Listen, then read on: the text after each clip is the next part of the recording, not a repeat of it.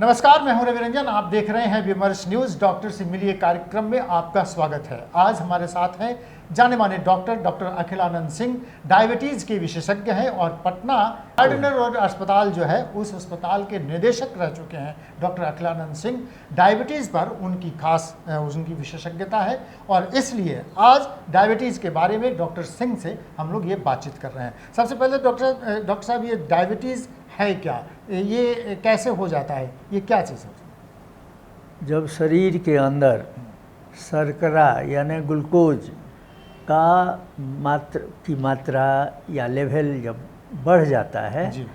तो वो हम उसको डायबिटीज़ डिक्लेयर करते हैं, डायबिटीज़ मानते हैं। वो एक स्टैंडर्ड स्केल है।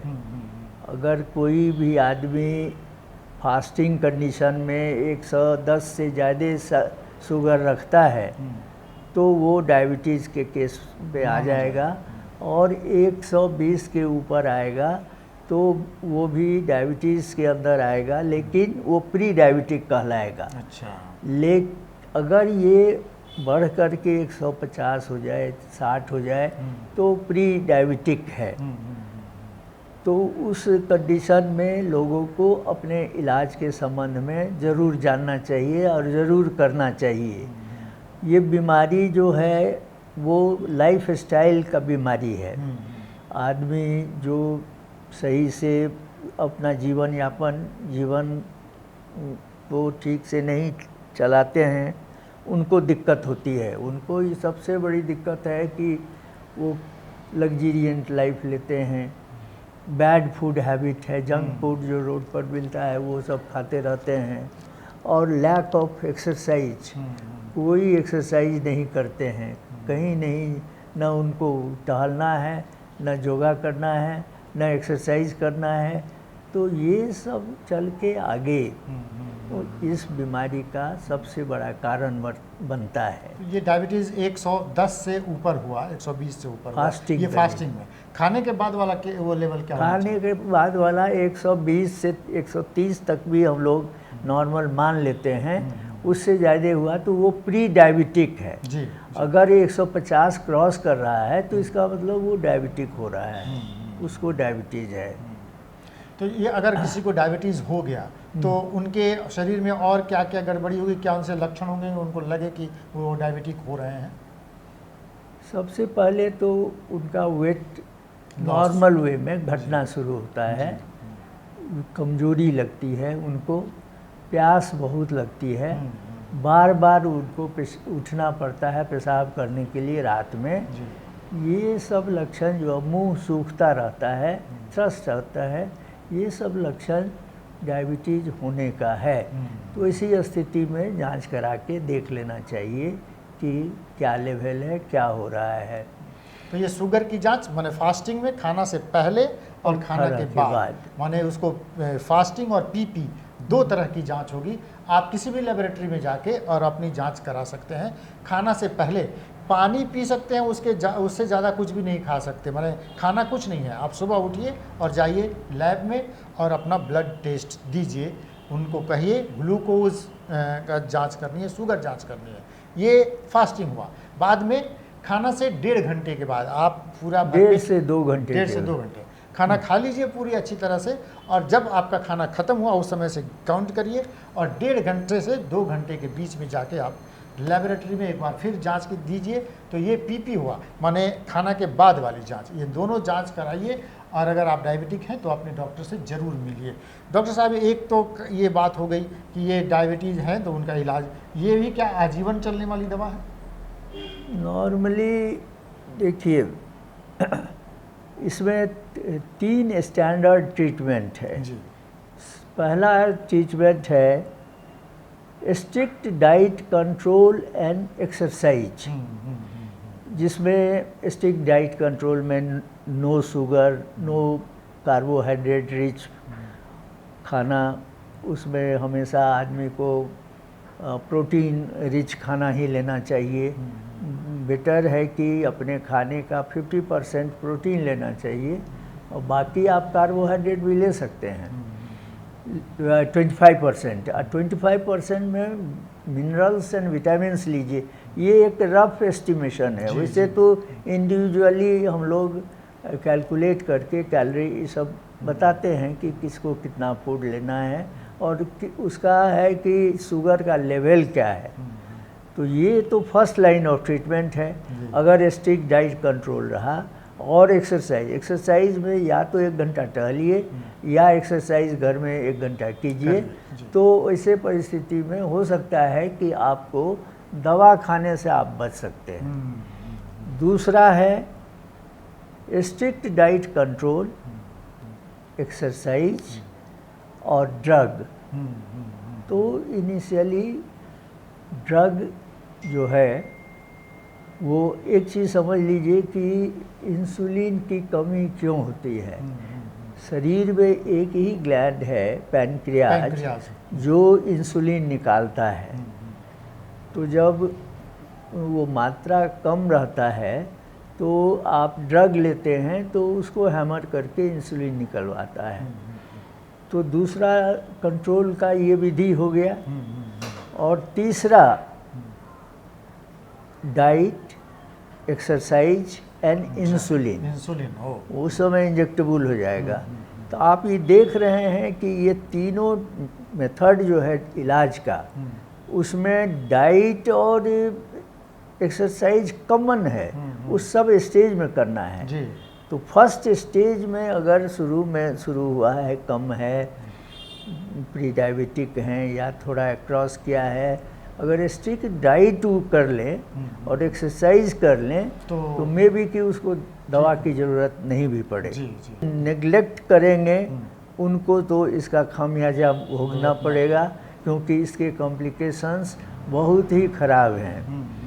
इसके कॉम्प्लिकेशंस भी हम बता दें आपको कि इसका सीधा इफ़ेक्ट जो है, पहला इफ़ेक्ट है आँख पर, रेटिनोपैथी। आँख के रेटिना में खराबी आ जाती है, कैटरेक्ट अर्ली एज में हो जाता है। दूसरा है नेफ्रोपैथी। नेफ्रो का मतलब होता है किडनी खराब हो जाता है अगर वो अनट्रीटेड अनकंट्रोल्ड डायबिटीज़ रहा तो। और तीसरा है न्यूरोपैथी।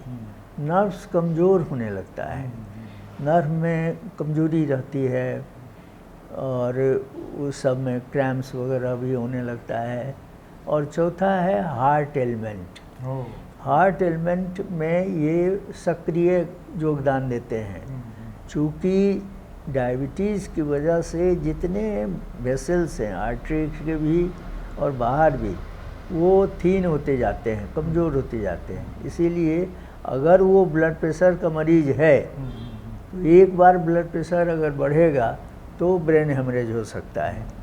इसलिए ये 4 कॉम्प्लिकेशन को देखते हुए इलाज तो बहुत समय पर करना है। चलिए डॉक्टर साहब जो बता रहे हैं उसके हिसाब से इसको साइलेंट किलर कहा जाएगा। डायबिटीज़ एक ऐसी बीमारी है जो धीरे धीरे आपके शरीर के अलग अलग ऑर्गन्स पे वो असर करता है और उनको ख़त्म कर देता है, बर्बाद कर देता है। इसलिए सावधान रहिए, सतर्क रहिए। जैसा डॉक्टर साहब बता रहे हैं उन सुझावों पर ध्यान दीजिए। आप नियमित व्यायाम के लिए खान पान में आप हिसाब किताब रखिए उसका ठीक ठाक, और नियमित रूप से दवाएं लीजिए। हम डॉक्टर साहब से जो पूछ रहे थे उन्होंने पहले ही बताया है ये टाइप 2 और टाइप 1 डायबिटीज़ है। जैसा आप कह रहे थे कि ये 2 तरह का जो डायबिटीज़ है, कैसे माने कि कौन सी टाइप 2 है और इन दोनों में से ज़्यादा खतरनाक कौन है? टाइप 1 ज़्यादा खतरनाक है इसलिए कि उसमें इंसुलिन बिल्कुल प्रोडक्शन नहीं हो पाता है। अच्छा। और पैनक्रियाज बिल्कुल। तो नॉर्मली ये टाइप 1 डायबिटीज़ जो है वो होता था इसमें बच्चों में, यंगर एज में। लेकिन अब ऐसा कुछ रहा नहीं है, क्योंकि जंक फूड की आदत बच्चों को भी हो गया है। स्कूल कॉलेज में वही चाउमीन, सिंघाड़ा और ये सब खाते हैं, अंत में उसके विक्टिम वो टाइप 2 डायबिटीज़ के भी हो जाते हैं, जबकि उससे पहले उनको इंसुलिन जो बाय बर्थ या बाद में कुछ वर्षों तक इंसुलिन का प्रोडक्शन बिल्कुल बंद हो जाता है, जो केवल इंसुलिन डिपेंडेंट हो जाएगा, वो टाइप 1 है। टाइप 1 है। तो चलिए, आपने समझ लिया टाइप 2 और टाइप 1 क्या है, आपका शुगर लेवल जो है वो कितना होना चाहिए, आपको किस तरह से रहना चाहिए। एक्सरसाइज आपको 1 घंटा माने 40 मिनट ब्रिस्क वॉक माने तेज़ कदम से चलना, अगर आप करते हैं, समय पर दवाई लेते हैं तो आप ठीक रहेंगे। एक और महत्वपूर्ण बात है, डॉक्टर साहब से हम ये जानना चाहेंगे कि डायबिटीज़ के लोगों को फ्रूट्स जो हैं, ये एक आम भ्रांति है, आपको आम नहीं खाना है, आपको ये नहीं खाना है, आपको वो नहीं खाना है, तो कौन से फ्रूट प्रिस्क्राइब कर सकते हैं कि कौन से फ्रूट डायबिटीज़ के लोग खाएं? नॉर्मली हम लोग 5 ही फ्रूट को परमिशन देते हैं, अलाउ करते हैं। जैसे सेब है, सेब खाना चाहिए। अगर कम है ग्लूकोज लेवल तो वो 1 भी ले सकते हैं, नहीं तो आधा। अमरूद ले सकते हैं। नंबर 3 में ऑरेंज या मौसमी ले सकते हैं। नंबर 4 में आपको पपीता का 2 स्लाइस आप ले सकते हैं, और नाशपाती भी ले सकते हैं। लेकिन ये सारे फलों में से कोई एक ही फल लेना है एक दिन में। अच्छा। ये नहीं जो सब में से थोड़ा थोड़ा ले लें एक दिन में, वो नहीं चलता है। फल इतना ही उनको अलाउड है, बाकी सब फल मीठा होता है। आम भी मीठा होता है, लेकिन आम के समय में मानते नहीं हैं। हाँ, तो अधिकतर कितना का आम खाएं वो? 1 फाँक ले सकते हैं जी, बस, 1 स्लाइस। बस एक हाँ। तो चलिए, ये आपके लिए अच्छी बात नहीं है। आम के ज़माने में, आम के मौसम में आम न खाने को मिले तो बड़ा दुख है। लेकिन डॉक्टर साहब जैसा कह रहे हैं, आप उसका 1 स्लाइस ले सकते हैं। हर रोज़ मत लीजिए, आप दिन में गैप करिए, आज लिया कल मत लीजिए, परसों लीजिए, इस तरह से आप ले सकते हैं। तो ये थी हमारी डॉक्टर अखिलानंद सिंह जी से बातचीत, जो डायबिटीज़ के बारे में और थायराइड के बारे में 2 विषयों पर उनसे हमारी बातचीत हुई, और उन्होंने विस्तार से उसके लक्षण क्या हैं, उससे क्या बीमारियां हो सकती हैं, उससे कैसे बचा जा सकता है, उनके लिए जो दवाएं हैं, ये डॉक्टर से मिले बिना मत लीजिए। तो अपने डॉक्टर से ज़रूर मिलिए और अपनी बात उनसे ज़रूर कहिए। ये हम लोग जो बातचीत कर रहे हैं कि अगर आपके शरीर में इस तरह के कुछ लक्षण दिख रहे हैं तो आपको या तो थायराइड हो सकता है या डायबिटीज़, आज की बातचीत से ये निकलता है, तो आप अपने डॉक्टर से ज़रूर मिलिए। तो आज बस इतना ही। अगले कार्यक्रम में, डॉक्टर से मिलिए कार्यक्रम में, हम फिर डॉक्टर अखिलानंद जी से या किसी अन्य डॉक्टर से बातचीत करेंगे।